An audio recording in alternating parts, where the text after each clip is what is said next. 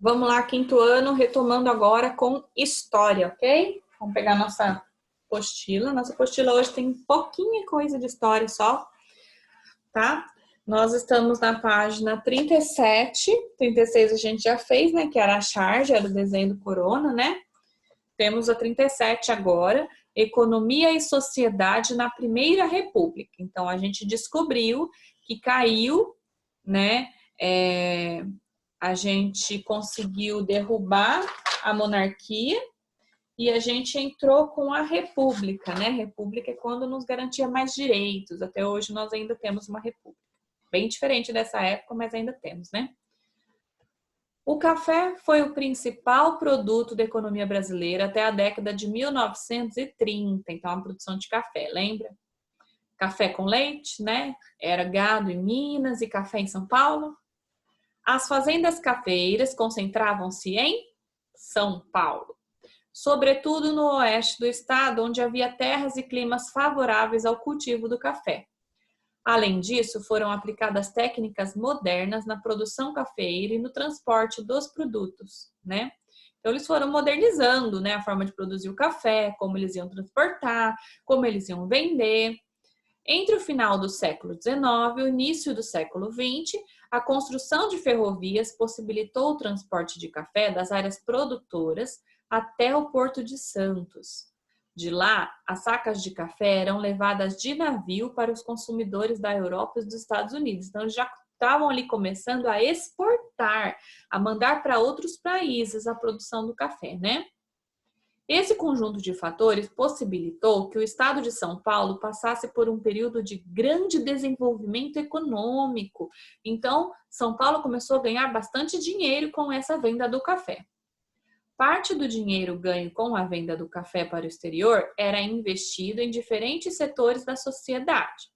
Assim, foram construídos portos, ferrovias, comércios, estradas, escolas, bancos e fábricas. Olha lá. Então, com esse dinheiro que São Paulo estava ganhando, ele construiu muita coisa, foi crescendo a cidade de São Paulo, foi aumentando, né? Então, eles conseguiram construir portos para receber os navios, ferrovias para receber os trens, comércios, estradas, escolas, bancos e fábricas. Olha lá a estação de Sorocaba, olha o trem lá. 1909, olha quanto tempo faz, né? Vamos lá para a página 38. A sociedade em transformação.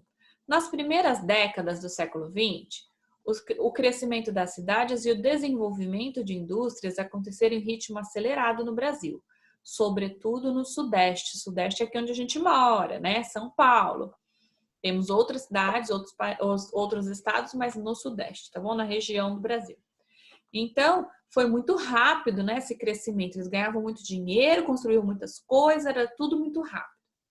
Em grande parte, as pessoas que viviam no campo mudaram-se para as cidades, né?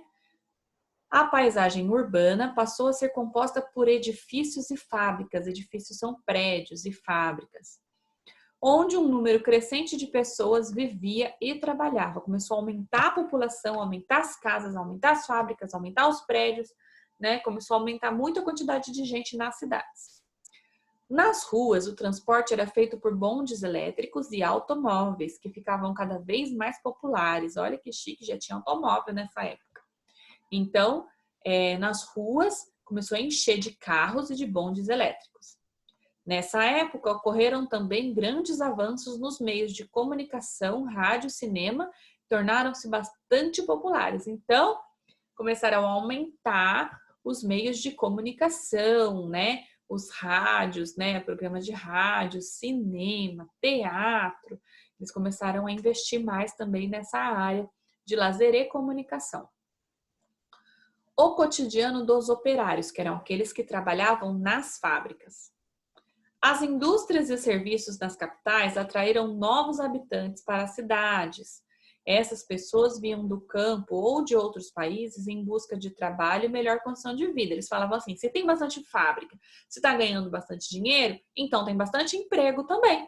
Então eu vou trabalhar nessas empresas novas que estão abrindo e minha vida vai melhorar. Então eles vinham de outros países, até mesmo do campo, para morar nas cidades, para poder trabalhar nas fábricas. Olha aí embaixo, nós temos ali uma foto, né? Essa daqui já não é mais uma pintura. Diante das circunstâncias desfavoráveis, os operários reuniam-se em organizações de trabalhadores com o objetivo de defender os direitos e interesses da classe trabalhadora, né? Essas organizações eram chamadas de sindicatos. Então aí, o que acontece? As condições de trabalho que as empresas ofereciam para esses operários não eram boas condições de trabalho e nem um salário bom. Então eles começaram a se reunir para poder, né, pedir melhores condições de trabalho. E isso se chamava sindicatos, né? Eram sindicatos. Em grande parte, elas tornavam-se empregados das fábricas. Contudo, as condições de trabalho eram ruins. Presta atenção nas condições de trabalho. As jornadas eram longas. Isso significa que eles tinham que trabalhar muitas e muitas horas, muitas, além do que eles tinham capacidade de trabalhar, de cansados. Os salários eram bem baixos, então eles recebiam muito pouco para trabalhar muito. E os operários não tinham direitos a folgas ou férias. Então eles não tinham final de semana para descansar, eles não tinham a folga, eles não tinham as férias, era tudo assim, todo dia, muitas horas trabalhadas. As mulheres ganhavam salários menores do que os homens. Olha que injustiça. Por que os homens têm que ganhar mais que as mulheres? As mulheres trabalhavam a mesma coisa, não é verdade? Então, as mulheres ganhavam menos do que os homens. E muitas crianças pobres começavam a trabalhar desde pequenas, porque não tinha dinheiro para se sustentar. A família não tinha dinheiro. Então, a família tinha os filhos e colocava os filhos para trabalhar pequenos já, para ajudar a sustentar as famílias, né? Porque o salário era tão baixo que precisava de mais gente trabalhando para sustentar, tá? Olha a condição de trabalho horrorosa, né? Saiba mais, né? A gente vai saber um pouquinho aqui sobre a Semana da Arte Moderna em São Paulo. A Semana da Arte Moderna.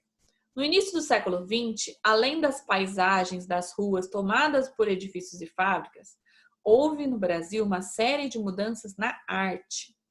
Em fevereiro de 1922, o Teatro Municipal de São Paulo ocorreu a Semana da Arte Moderna, evento que propunha novas formas de produzir e analisar as obras de arte. Na pintura, por exemplo, foram apresentadas obras que retratavam lugares e pessoas de formas diferentes da realidade, né? Então já não pintavam mais assim perfeitinho as pessoas, né?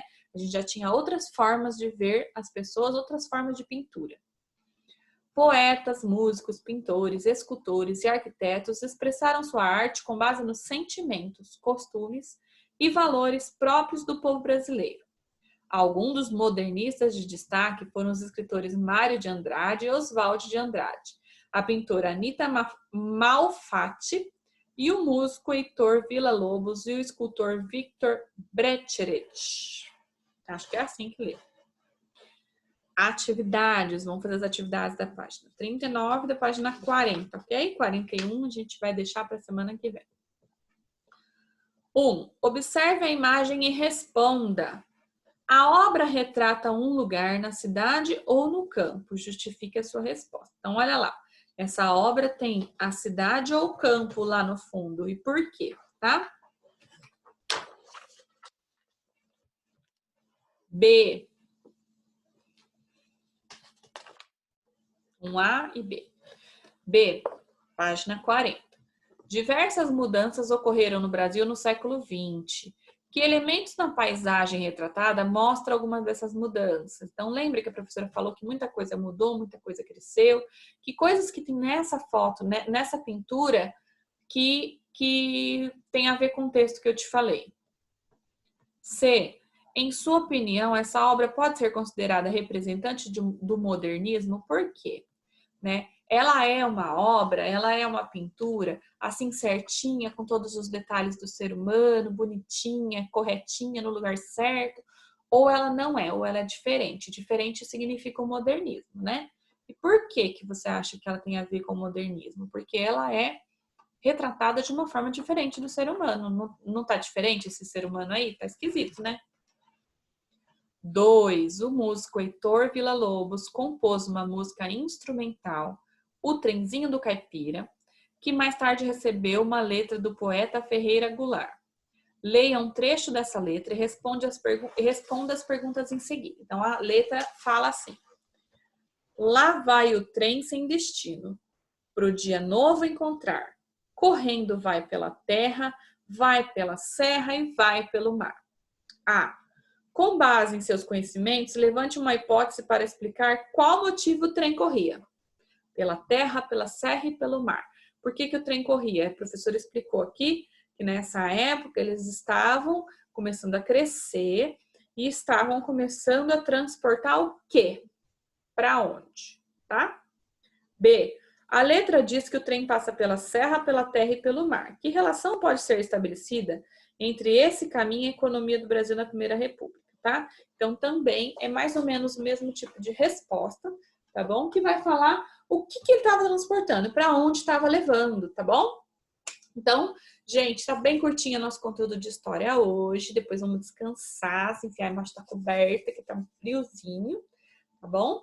Então, até daqui a pouquinho, desculpa, até amanhã. Amanhã nós temos aula de português e geografia, ok? A gente vai continuar seguindo com o nosso horário, só hoje que deu uma alteradinha.